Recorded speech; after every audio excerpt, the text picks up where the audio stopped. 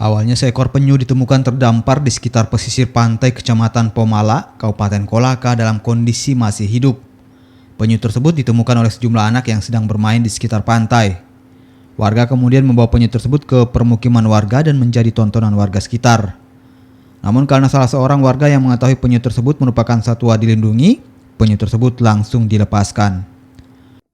Dihantam untuk kita kembalikan ke habitatnya, yang mana kita ketahui bersama bahwa penyu adalah salah satu